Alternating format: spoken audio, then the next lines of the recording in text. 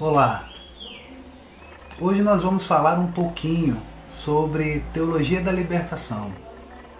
Muitos alunos, muitas alunas, amigos, amigas que sabem que eu sou uma pessoa de comunidade eclesial de base, militei muito tempo na Pastoral da Juventude e leciono e escrevo sobre teologia da libertação, me pediram para que num momento propício pudesse falar algumas coisas que esclareçam e que possam ajudar as pessoas a entenderem melhor o que é a teologia da libertação. Olha, teologia da libertação, se pudéssemos resumi-la em uma frase, essa frase seria: a evangélica e radical opção pelos pobres. A teologia da libertação, ela é um fato social e eclesial que acompanha as mudanças de paradigmas da sociedade e da igreja. Estando ou não a mesma na mídia ou nos altares, sua reflexão se faz necessária e a cada dia mais profética. Sua eficácia está em gestar um novo tipo de cristão, de cristã. O pé no chão. Aquele que é engajado na luta pela defesa da vida ao lado dos oprimidos e disposta à mudança de valores na sociedade, a uma ideia de revolução solidária, não violenta e ao sonho de ser um ser humano novo, mulher e homem, mantendo sua fé e sua esperança. A teologia da libertação foi e é, antes de tudo, uma libertação da teologia. Ela quer ser uma teologia para a nossa situação e não simples xerox da teologia de outros países. Ao querer ser uma teologia para a América Latina e Caribe, ela parte dos nossos problemas latino-americanos e caribenhos. E o maior problema que nós vivemos, infelizmente, é a opressão. Vivemos uma exploração dos grandes e a única maneira de superar isso é lutar por libertação. Queremos, como cristãos, cristãs, embarcar nessa luta pela libertação, motivados e iluminados pela nossa fé. Pois bem, a teologia da libertação quer ser esta teologia que motiva, que ilumina o cristão por luta pela libertação. Por isso se chama teologia da libertação. Ela não organiza, ela não faz a libertação, isso fazem as mulheres e os homens que estão lutando. Ela quer simplesmente ajudar essas mulheres e homens que são cristãos, a verem o que a sua fé diz sobre tal luta, motivando-a, iluminando-a, criticando-a nos pontos em que possa ter entrado algo de anticristão. O papel da teologia da libertação é muito importante para sustentar a fé do cristão comprometido. Pois vimos com tristeza no passado muitos cristãos que, ao engajarem-se na luta, perderam a fé. E isso porque não viram como a fé podia clarear-lhes a luta. Não há oposição entre fé e política, entre fé e luta libertadora, entre fé e compromisso social. Mostrar isso é uma das maiores tarefas da teologia da libertação. Então, para nós, teólogos e teólogas da libertação, nós acreditamos que o lugar central é de Jesus Cristo. e ele não é substituído por nenhuma outra coisa. Em nosso primeiro episódio do dossiê Teologia da Libertação, terminávamos a apresentação dizendo que Jesus de Nazaré é o centro da teologia da libertação e não há nenhuma outra coisa ou situação para retirá-lo deste lugar. Jesus de Nazaré fez a evangélica e radical opção pelos pobres, e nós, teólogos e teólogas da libertação, herdamos esta boa nova e fizemos dela um jeito de ser igreja, de viver e de celebrar a fé. Um jeito de atuar e intervir na sociedade. Um jeito de configurar a vida individual e coletiva, eclesial e social. A praxe que caracteriza a teologia da libertação é a praxe do seguimento de Jesus de Nazaré, que consiste na realização histórica do reinado de Deus. Neste episódio, falaremos um pouco sobre a origem da teologia da libertação. Ela surge, na minha opinião, durante o Concílio Ecumênico Vaticano II, iniciado por São João XXIII e levado adiante pelo Beato Paulo VI, os papas do Concílio, de 1962 a 1965. O mesmo desejo de João XXIII é o mesmo desejo do Papa Francisco, uma igreja pobre. A partir da Constituição Gaudium et Spes sobre a igreja no mundo de hoje, os habitantes da América Latina e do Caribe receberam uma atualizada boa nova. As alegrias e as esperanças, as tristezas e as angústias dos homens do nosso tempo e de quantos sofrem são as alegrias e as esperanças, as tristezas e as angústias dos discípulos de Cristo. Nada há de verdadeiramente humano que não encontre eco em seu coração. A comunidade cristã está integrada por homens que, reunidos em Cristo, são guiados pelo Espírito Santo em seu peregrinar para o reino do Pai e receberam a boa nova da salvação para comunicá-la a todos. A igreja, por isso, sente-se íntima e realmente solidária com o gênero humano e com a sua história. Neste parágrafo se acham presentes todos os temas que a teologia da libertação tentaria desenvolver ao longo das décadas seguintes, onde bispos, padres, religiosos, leigos e leigas iriam traçar um retrato da realidade, exigindo e trabalhando por mudanças rápidas e profundas, que ainda hoje mantém grande atualidade. O resultado de tamanha ousadia seria a perseguição desenfreada e o martírio. Durante o Vaticano II, havia um grupo de bispos intitulado Igreja Servidor e Pobre, ou simplesmente o Grupo da Pobreza. Esse grupo redigiu o Pacto das Catacumbas, firmado após a Eucaristia na catacumba de Santa Domitília, fora dos muros de Roma.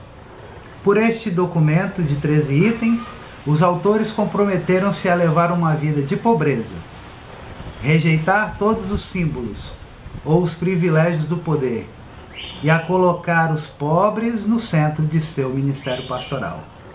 Comprometeram-se também com a colegialidade e com a corresponsabilidade da igreja como povo de Deus e com a abertura ao mundo e a acolhida fraterna, inspirados pela ideia da Igreja dos Pobres de São João XXIII e encorajado pelo espírito profético de Dom Helder Câmara.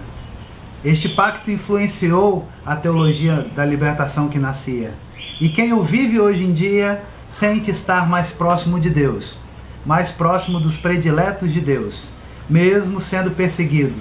Atualiza com seu compromisso os pontos levantados pelo pacto. Se tivermos que apontar uma inspiração fundante para além do capítulo 3 do Êxodo e dos Evangelhos para a teologia da libertação, Essa será a redação do Pacto das Catacumbas, no dia 16 de novembro de 1965, pouco antes da conclusão do Concílio Vaticano. Mas isso já é uma outra história.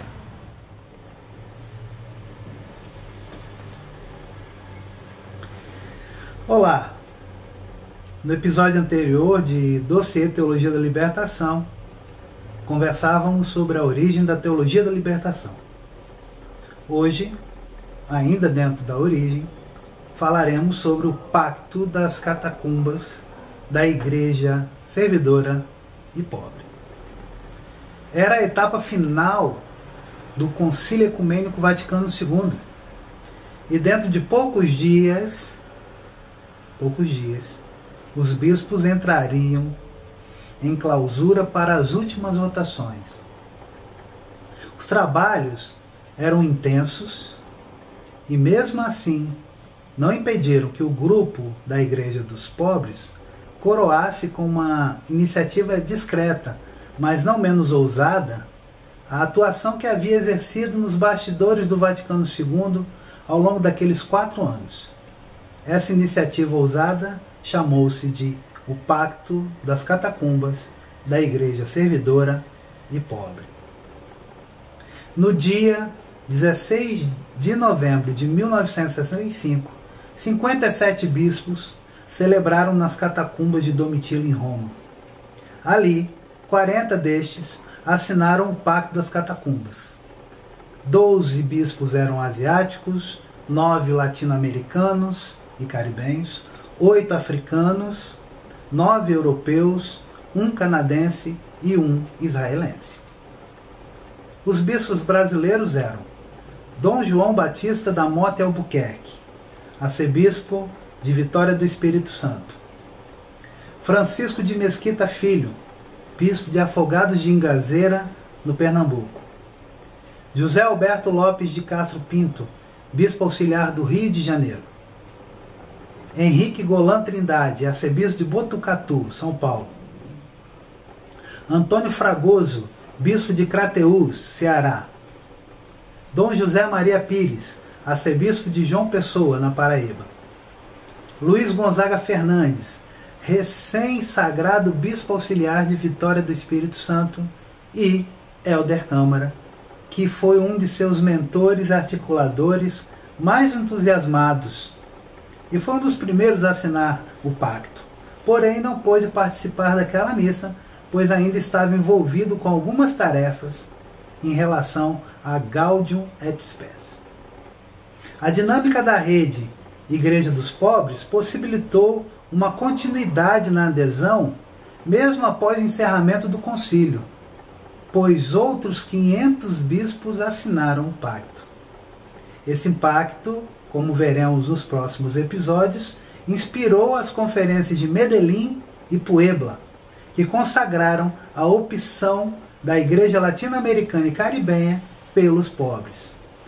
No entanto, esse pacto selado junto aos túmulos de muitos mártires dos primeiros tempos da Igreja cristã entrou para a história pelas beiradas. Com discrição, longe da imprensa, constituiu-se um gesto marcado pela não oficialidade. Assim como havia sido toda a trajetória do grupo Igreja dos Pobres nos 4 anos do Vaticano II, a discrição e o despojamento pautavam-se no cuidado de evitar que seu gesto pudesse ser interpretado como uma espécie de lição aos demais bispos. O pacto tem uma introdução e 13 parágrafos que podem ser sintetizados em 3 conversões. Conversão na vida pessoal. Viver a simplicidade evangélica, a maneira do povo no que diz respeito à moradia, locomoção, alimentação. Buscar ser humanamente presente, acolhedor, aberto a todos, sem distinção de religião.